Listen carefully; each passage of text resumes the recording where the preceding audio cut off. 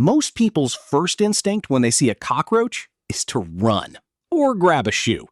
But these insects are much tougher than they look. In fact, if a cockroach loses its head, it doesn't die instantly. It can actually keep living for weeks. To understand why, we have to look at how different they are from us.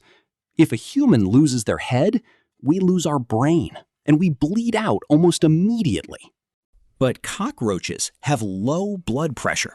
When the head is gone, the neck simply seals off by clotting. There's no massive bleeding. Even crazier, they don't need a brain to breathe or move. Instead of one central brain, they have ganglia, little bundles of nerves distributed throughout their entire body. They don't even breathe through their mouths. They breathe through tiny holes in their body called spiracles. So, no head, no problem for their lungs. So, what finally kills them? Well, without a mouth, they can't eat or drink.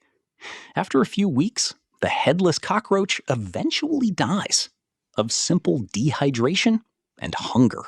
They truly are the ultimate survivors of the insect world. Like and subscribe for more animal facts like headless cockroach survival.